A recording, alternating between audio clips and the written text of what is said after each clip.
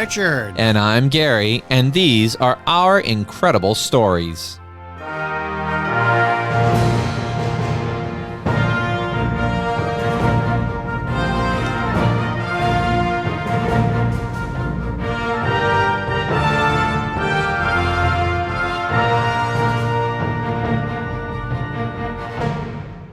Welcome back to all of our listeners from around the world and across the United States. We're happy to have you back with us again for another incredible story.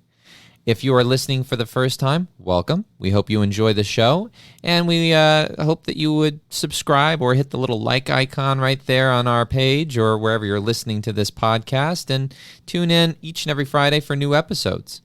Today, we are going to be talking about a paranormal story. One that has affected my life in many different ways, and one that has affected you in your lifetime, Dad, in many different ways. Who are we going to be talking about, or what home are we going to be talking about? Oh, this is truly incredible, Gary, and this goes all the way back to 1970 when I first visited what was left of a spectacular colonial home in Gloucester County, Virginia. Absolute spectacular place, and it's got some stories connected to it that will make your hair curl. That's right. And the name of this place would be? Roswell. Now, let's talk a little bit about Roswell's history before we go into Roswell's lore.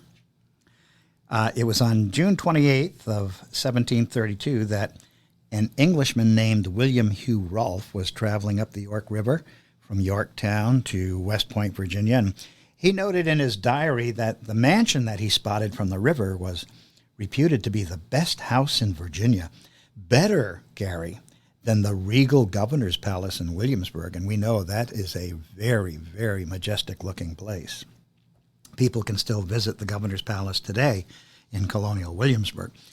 So some historians note that the formal gardens alone at Roswell made the royal governor green with envy, not to mention the building. Now, the house was begun in 1725 by a wealthy colonist named Man Page. The simple structure, if you can call it simple. Yeah, far from it. Yeah, was a massive brick building, 60 feet tall. Now, the bricks had a unique rose-colored tint. They could only be made from clay that came from a special quarry back in England, rose-colored tint, and they were shipped to the colony on the ancient, wooden sailing ships of the early 1700s from England to Virginia. And then here in Virginia, the locals building the mansion would grind up oyster shells from that area to make the mortar to put the bricks together.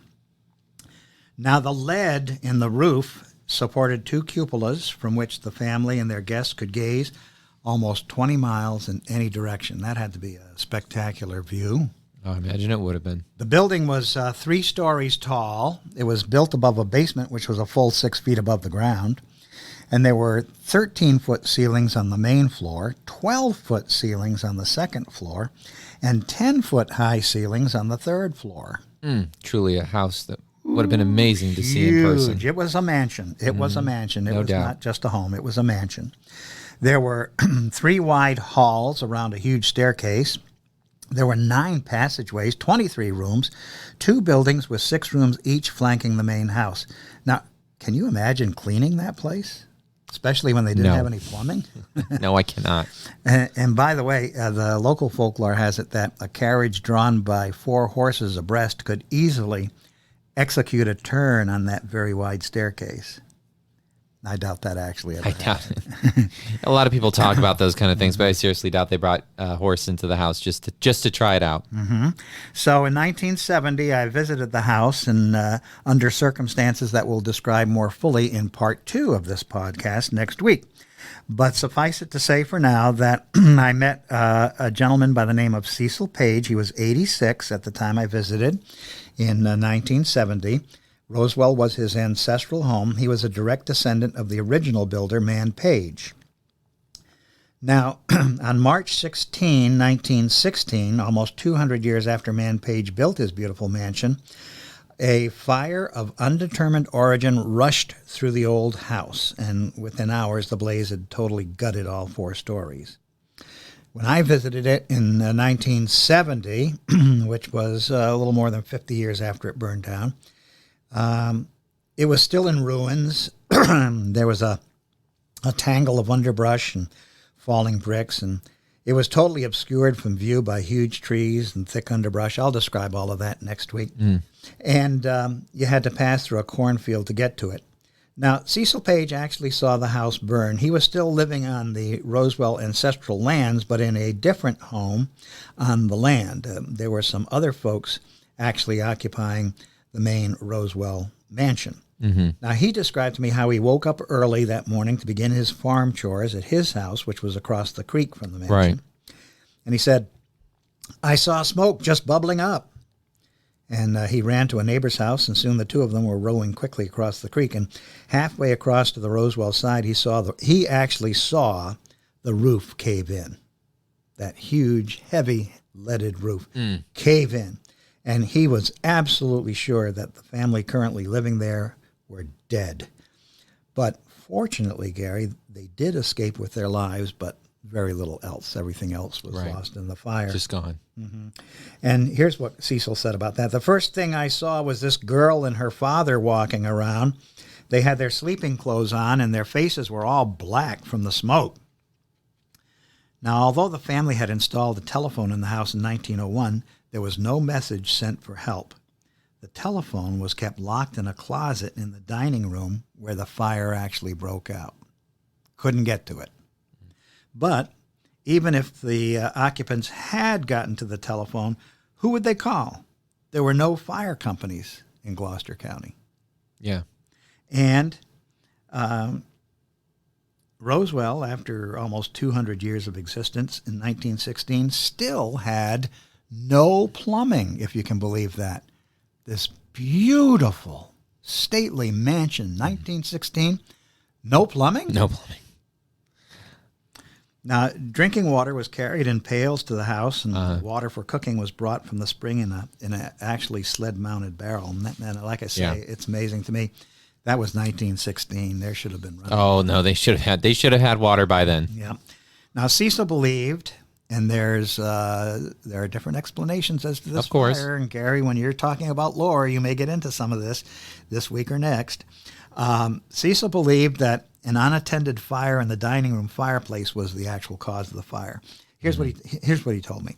"It was a very large fireplace, and the carpet went right up to the hearth. I always believed a spark popped out. The rug started to slowly burn, and eventually the whole room was ablaze." Now, area residents offered me a different explanation, one that involved murder and treachery and the most evil of ghostly spirits who supposedly still haunts Rosewell to this day. And Gary, we are about ready to turn that part over to you. But a word of caution before we explore a few of Rosewell's legends. Yes. Cecil Page told me that there have been more lies told about Rosewell than any other house in the United States. That's a pretty incredible claim. That is an incredible More lies claim. about this house than any other house in the nation. So we need to leave it up to our listeners to separate the fact from the fiction connected with Rosewell. Now, one of the legends is not connected with murder or any of the treachery you're going to describe. This is a legend based in history. Some of the locals say that Thomas Jefferson drafted the Declaration of Independence on the roof of Rosewell overlooking the York River. Now, the version I was told in 1970 by locals was that Jefferson sent a draft of the Declaration from Philadelphia to his friend John Page, the owner of Rosewell, to look over. Now, whether that's true or not, we don't know. There's nothing that would document something like that. We do have that mysterious fire in 1916, however, and we do know what Cecil believed was the cause, that spark from the unattended fireplace in the middle of the night. But locals had another explanation, and her name was Leticia Dalton. That's correct. Now, before I start telling this story, I have told this story so many times at my summer camp that I have kids at my school who I don't even know who know the story just as well as I know it. So it's become very popular in our community, just so you know. But Leticia Dalton, according to legend, was wealthy in her own way, lived in a very nice house, but she was incredibly jealous of Rosewell. She wanted that house for herself. She would have done anything to be the proud owner of Rosewell. Now, she attended many events and galas and other things that took place, and she always marveled at the beautiful design and the interiors, and just she was in awe with it. It was her dream home, and she would have done anything to get it. She was compulsively obsessive with it. She was. Some would say she is what we would call today a sociopath. She did not care for the feelings of others. She had no remorse for her actions. She was in it for Leticia, plain and simple. And she, like I said, would have done anything to get what she wanted. And it's quite evident that this is true based on things that had happened to those around her. First of all, when we talk about Leticia, we have to understand that there is a lot of death associated with her, but nothing that could outright be called murder. We'll just call them accidents. Strange accidents. Accidents that a little too coincidental for my taste. Now, the first accident involved her husband. Now, Leticia had fallen out of love with her husband and had become very attracted to the sea captain. But, of course, during the period of time that Leticia was living, divorce was, it was frowned upon. It was something that, if you divorced, you would be shunned in the community and why did they get divorced? And why is she with that new man? It was odd. So a lot of times you just stayed with somebody, like it or lump it, till death do you part. Now, Leticia took that a little bit too seriously because, you see, her husband was in the upstairs bedroom and she had the downstairs bedroom. They shared the house together, but it seems as though their relationship, was definitely over. But one particular evening, it's believed that her husband may have heard his name being called or heard somebody coming into the house in the late hours of the evening, and so got up out of bed and went to the upstairs banister of her home and leaned on it. Now, it seems as though the banister had been cut just enough, not all the way through, but had been cut just enough that when the right amount of pressure was applied to the weakened structure, it would give way, which is exactly what happened. And then, of course, pow. He falls from the second floor, breaks his neck, dies instantly. What does that mean? Well, Leticia is free to marry the sea captain, who is very wealthy, and spends most of his time at sea. So she doesn't really have to see him, but she can definitely enjoy the benefits of his money. And that allows her to visit Rosewell whenever she pleases. Whenever she pleases. Now, the next death involves her sister. Now, those of us who have siblings, there may be times where we have a little tiff, maybe a little shoving when we're younger or arguing. It's typical. It's normal. It's part of being, a brother or a sister. But when it gets to the stage of all-out violence and rage, enough so that people actually call the authorities to come and check and see what's going on, well, then that's a little bit more than just a little bit of a brother-sister or sister-sister kind of, disagreement. Well, that's the kind of relationship that Leticia had with her own sister. I mean, when they fought, boy, did they fight. People from blocks away swore they could hear the two of them just going at it. So they didn't really spend a whole lot of time with each other. Quite frankly, they didn't enjoy each other's company at all. But there was this one particular time when Leticia got very sick. I mean, devastatingly ill. And, of course, the sea captain is out doing his job at sea. And so she called to her sister, wrote her a letter and said, "Listen, I'm not doing well. I need some extra help. Would you please come and assist me? I know we've had our disagreements in the past, but I promise you, I will put our differences aside if you will come and help me." So the sister agrees. And within minutes or hours, the two of them just going at it. They're fighting like crazy. Well, I guess one could say that Leticia had had enough.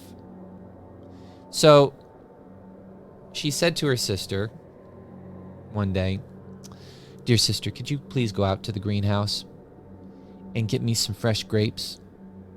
So the sister said, "Okay." So she went out to the greenhouse.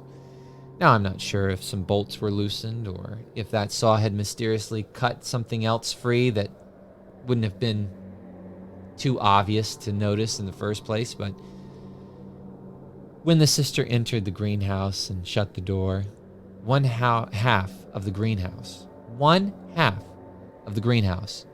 collapsed on her, crushing her to death.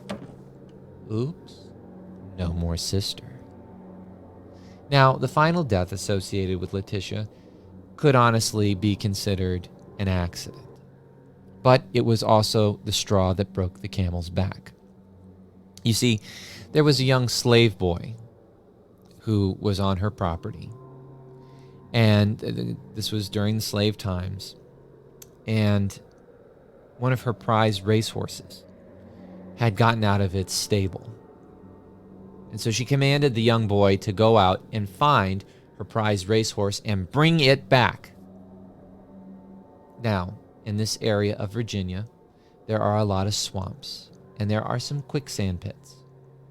So it is believed that the boy and the horse may have died or succumbed to the elements because of, well, the area that they lived in.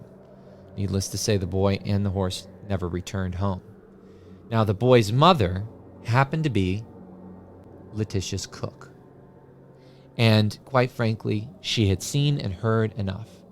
And this had more than affected her life in a major way. Her son was gone, and more than likely was dead. So she was going to get her own brand of justice.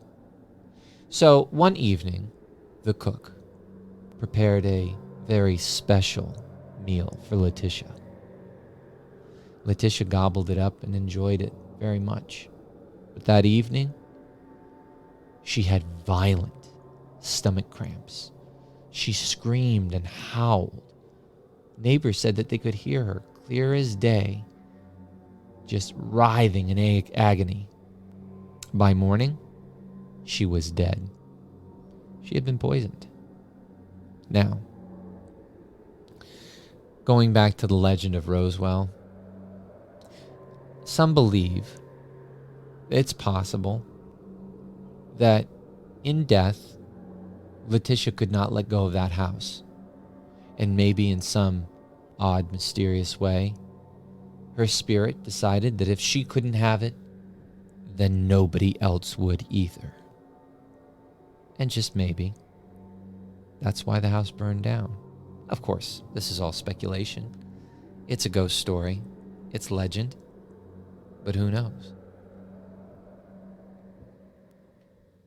So, that's the story behind Rosewell. Next week, when we get back together, we are going to tell you exactly what happened when a certain somebody sitting across from me decided to go with a group of journalists from his local TV station to do a Halloween special at Rosewell. And we'll also tell you what happened to the souvenir that he brought back and how it changed my life forever. And this is no legend. This is no legend. But you know what? It's that time again. I'm Richard, I think.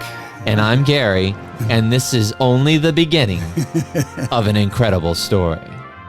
Join us next week, and like I said, if you like us and you like what you heard, hit that like button and subscribe. Come back every Friday for new episodes.